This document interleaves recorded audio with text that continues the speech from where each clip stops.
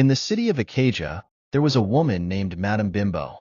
She was no ordinary hairdresser. Her fame for creating stunning hairstyles had spread far and wide.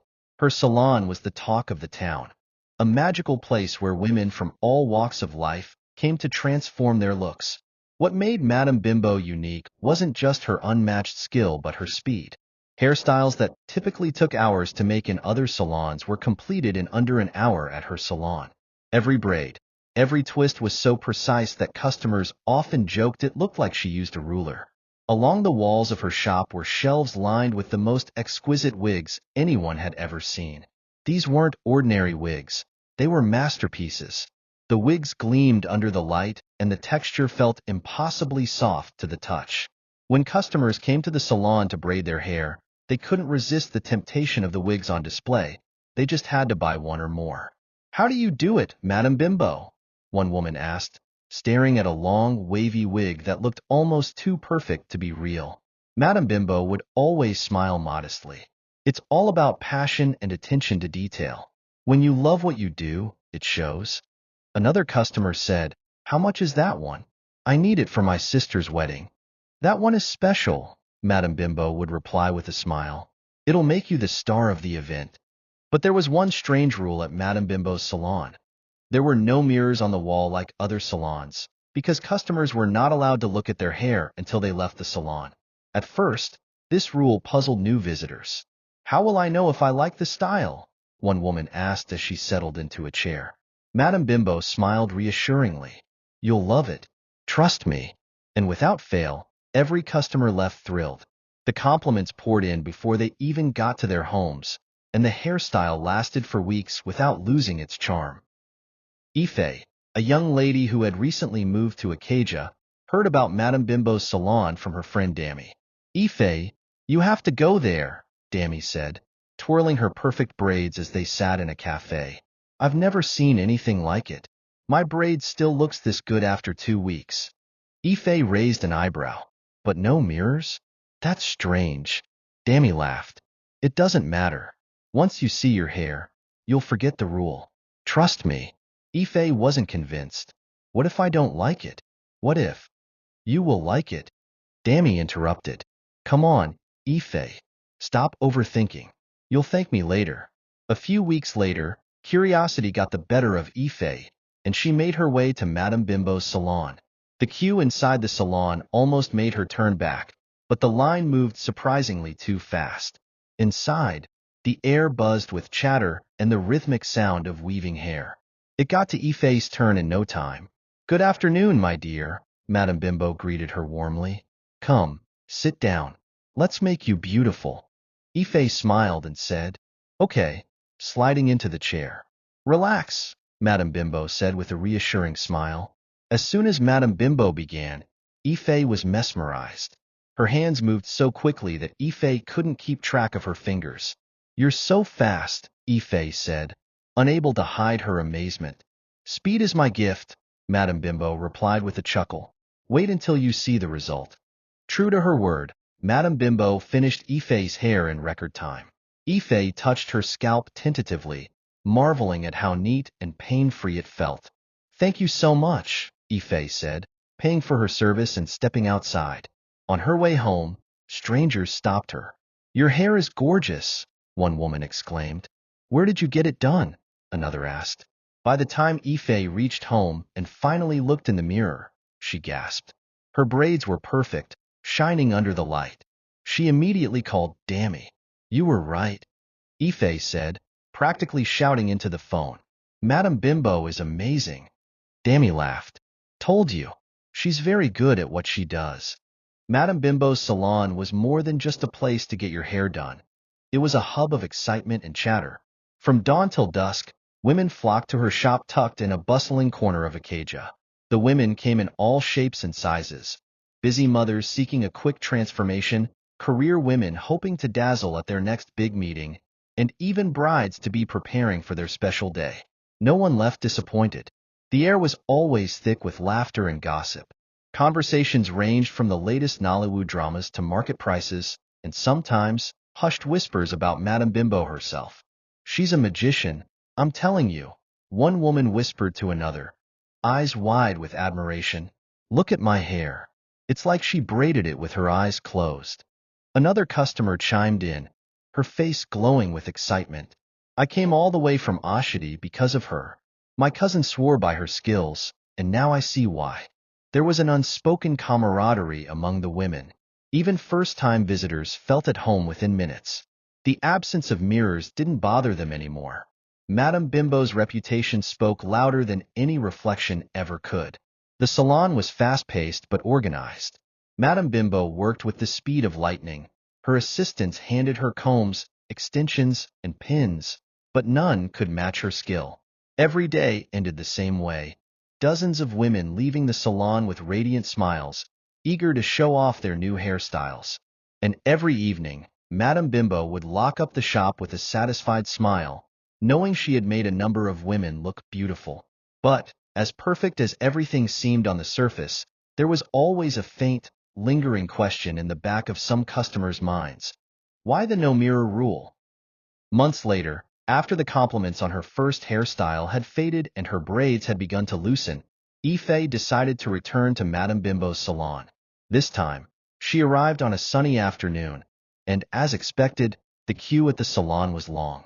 Women chatted animatedly as they waited, some exchanging stories about their previous visits. Last time, I was in and out in 30 minutes, a woman bragged. Madame Bimbo is unbeatable, another chimed in. I don't know how she does it. Ife smiled as she took her place in line. Despite the crowd, the line moved quickly, and soon it was her turn. Ife, you're back, Madame Bimbo said warmly. Come, sit down.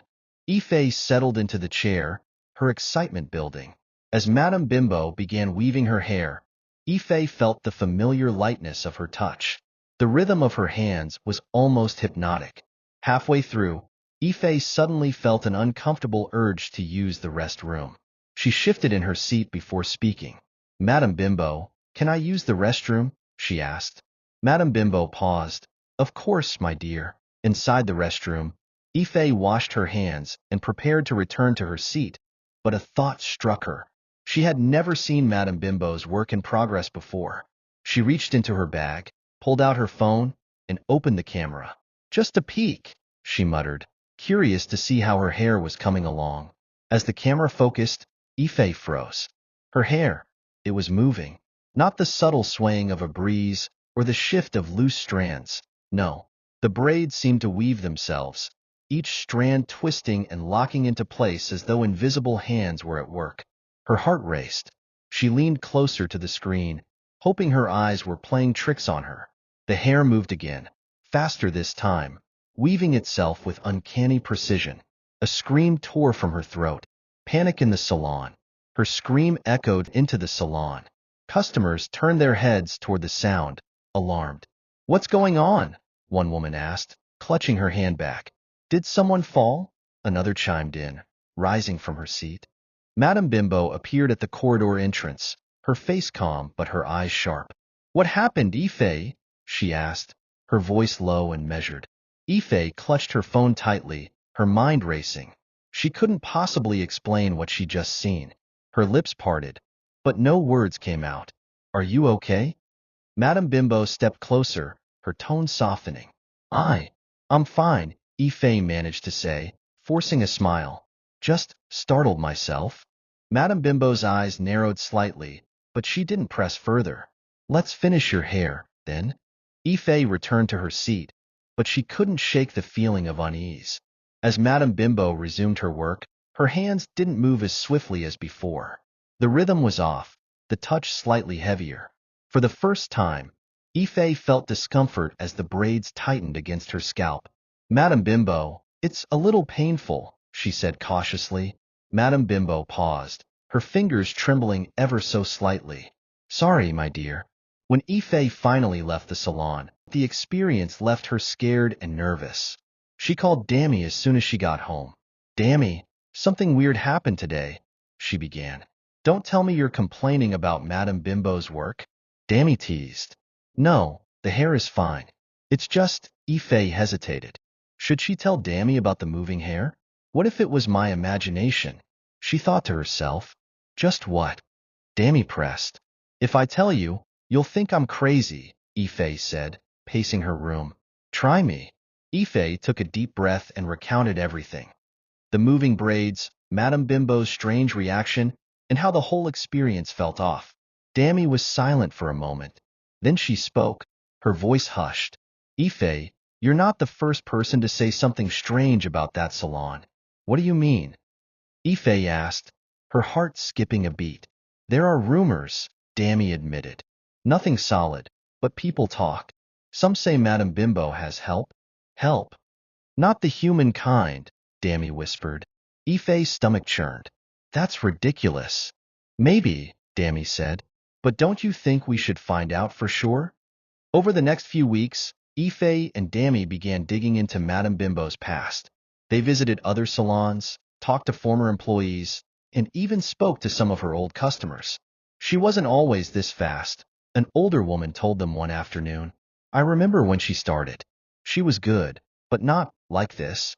Another woman added, they say a strange woman visited her years ago and gave her something.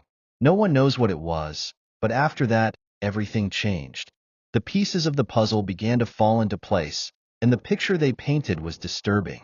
Ife and Dammy realized they needed to confront Madame Bimbo, but before they could, something even stranger happened. One day, Dammy called Ife in a panic. I just passed by Madame Bimbo's salon, Dammy said, her voice frantic. Okay, and? She looked tired, and her hands, Ife, they were swollen, and the usual crowd was not there. Here were just a few people. Ife's mind raced. Something was happening to Madame Bimbo, and whatever it was, it had to be connected to the strange events at her salon. Dammy, Ife said, her voice firm. We need to talk to her, before it's too late. The tension builds as Ife and Dammy prepare to uncover the truth about Madame Bimbo's secret. Little do they know, the answers they seek will change everything they thought they knew about the woman behind the magic. Word spread fast about Madame Bimbo's salon like wildfire. People could connect the line. Madame Bimbo's hands began to swell after a lady looked at her hair in the salon. This was what's speculated. I thought she was just naturally gifted, one woman said. Only God knows what spell she had cast on us, another said. Fear gripped everyone. Ife and Dammy decided to visit Madame Bimbo the following day. The salon was quieter than usual. Madame Bimbo was seated alone in her once busy salon, her hands swollen and inflamed. When she saw Ife and Dammy, her eyes flickered with recognition and something else. Was it fear? Ife, Dammy, she said weakly. You've come back. Sit, sit. Ife shook her head. We're not here to make our hair today, Madame Bimbo. Madame Bimbo's smile faltered. Oh, then why are you here? Dammy stepped forward. We need to talk to you. What is it you want to talk about? She asked, her voice guarded. Ife didn't mince words. What's happening to you, Madame Bimbo? And what exactly is going on in this salon? Madame Bimbo's eyes widened. What do you mean? You know what we mean, Dammy pressed. Your hands are swollen. You're not as fast as you used to be. People are noticing. Something is wrong. Madame Bimbo looked up sharply, fear flashing across her face. For a moment, she seemed on the verge of denying everything, but then her expression crumbled. Tears welled in her eyes. I didn't mean for it to happen like this, she whispered. Dammy and Ife exchanged a glance. What happened? Ife asked gently. Madame Bimbo began her story, her voice trembling with emotion. Years ago, I was young, just an ordinary hairdresser. I was good, but there were so many salons in this area. It was hard to stand out. I was barely making enough to survive. She paused. One day, a woman came into my shop. She was older, elegant, and strange. She told me I had potential, that I could be greater than I ever imagined. At first, I didn't take her seriously, but she insisted. What did she do? Dammy asked, her voice tight with anticipation. She handed me a small vial of oil, Madame Bimbo continued. She said it would change everything, but there was a condition. No mirrors in the salon. Ever. No one must ever see their reflection whilst in the salon. I didn't understand why, but I was young and desperate. I agreed. And it worked? Ife prompted. Madame Bimbo nodded. Oh, it worked. The next day, My hands moved like they had a life of their own. I could do in minutes what used to take hours. Customers came flooding in. I didn't question it. I didn't want to. But now it's backfiring, Dammy said, glancing at Madame Bimbo's swollen hands. Yes, Madame Bimbo admitted. The woman warned me that if anyone broke the rule, there would be consequences. When you looked at your hair through your phone's camera, Ife, it broke the spell. Ife gasped. So this is my fault? No, Madame Bimbo said quickly. It's not your fault. I was foolish to accept her offer in the first place. Now I'm paying the price. What happened to the woman who gave you the oil? Dammy asked. I don't know, Madame Bimbo said. I never saw her again after that day. I thought about trying to find her, but I was scared. If you don't do something, this will only get worse, Ife said firmly. Have you sought help? Doctors? Madame Bimbo shook her head. I've been too ashamed. What if they find out what I did? People will hate me. People might hate you, yes, Dammy said bluntly. But this isn't just about your reputation anymore. Your hands are rotting, Madame Bimbo. You need help. Madame Bimbo broke down in tears. What can I do? That evening, Ife and Dammy accompanied Madame Bimbo to a nearby hospital. The doctors were shocked they haven't seen anything like this before. But they admitted Madame Bimbo to see if they could help remedy the situation. Medications and ointments didn't really do much to help the situation. While at the hospital, Madame Bimbo hated herself. She was in so much pain. The pain meds didn't do much. She regretted all she had done. She felt so bad for naively accepting the offer of that elderly woman years ago. She felt life was over for her. But something happened. One faithful day, some pastors visited the hospital to pray with the patients. Bimbo sat on her bed and watched them until it got it to her turn. Madam, what is the issue? The younger pastor asked, standing close to her bedside. Without hesitation and tears flooding Bimbo's eyes, she said, I didn't know what I was getting into, she sobbed. I just wanted to succeed. I was young, naive, and innocent. Now I am facing the consequences of my actions. She told the pastors everything, and they listened to her attentively. One of the pastors, an elderly man with kind eyes, placed a hand on her shoulder. God is merciful, Madame Bimbo. If you truly repent and turn away from your old ways, he will forgive you. They prayed for hours, Madame Bimbo weeping openly as she poured out her heart. For the first time in years, she felt a glimmer of hope. The prayers from the pastors marked the beginning of a profound transformation for Madame Bimbo. That night, as she lay in her hospital bed, she felt something she hadn't experienced in weeks: relief. The constant, searing pain in her hands began to dull. It wasn't entirely gone, but it was different, gentler. The next morning, the swelling in her fingers had reduced noticeably. Where her skin had been tight and inflamed, there was now a faint glow of normalcy returning. The nurses were the first to notice. Madame Bimbo, one said, peering closely at her hands, this is incredible. Your wounds, they're closing up. She held up her hands, examining them herself. The dark, rotting patches on her skin were fading, replaced by healthy flesh. Tears filled her eyes as she whispered, Thank you, God. Over the following days, Madame Bimbo's recovery stunned the doctors. It doesn't make sense, one of them said during his rounds. We've never seen anything like this before. The healing process is accelerating at an unnatural rate. Another doctor chimed in, flipping through her medical file. Her condition was deteriorating just last week. This kind of reversal, it's unheard of. Dammy and Ife made it a point of duty to visit Madame Bimbo in the hospital as regularly as they could. They were amazed at how fast she was recovering. Bimbo couldn't help but tell them about the visit of the pastors. The pastors who had prayed for Madame Bimbo continued to visit her regularly. Each time they came, they prayed fervently, anointing her hands with oil and speaking words of encouragement. You must remember, Madame Bimbo, one of them said gently, God's mercy is not just about healing your body. It's about healing your soul too. Let this be a chance to start anew. Madame Bimbo nodded, tears streaming down her face. I will never go back to my old ways. I promise. After a week of steady improvement, Madame Bimbo's hands were almost completely healed. The discolored patches were gone, and the swelling had reduced to the point where she could flex her fingers without pain. The hospital staff were in awe. One of the senior doctors admitted, "We've done all we can, but this recovery, it's beyond science. It's a miracle." Madame Bimbo's heart swelled with gratitude. She felt lighter, as though a heavy burden had been lifted from her shoulders. For the first time in years, she felt free. As she prepared for discharge, the pastors gathered around her one final time. "Madame Bimbo," the eldest pastor said, "God has given you a second chance. Use it wisely. Go out and live a life that glorifies Him." She nodded earnestly. "I will. Thank you for helping me find my way back." When she left the hospital, her hands were no longer the magical tools they had once been, but she didn't mind. They were hers, whole, healthy, and a symbol of her redemption.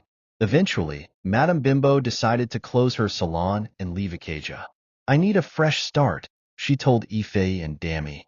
They helped her pack up her things and bid her farewell, wishing her the best in her new life. In a small town far from the busy streets of Acacia, Madame Bimbo opened a modest salon. This time, she worked without shortcuts or secrets. You could look at the mirror while she made your hair. In fact, there was a huge mirror on the wall. Her hands, though slower than before, created hairstyles with care and precision. Over time, customers began to trust her again, and her new salon flourished. Madame Bimbo found peace in her work, knowing she had left her past behind. And though the memories of her old life lingered, she vowed never to stray from the path of honesty again. Thank you so much for watching. If you found this story interesting, click on the subscribe button. See you in the next story.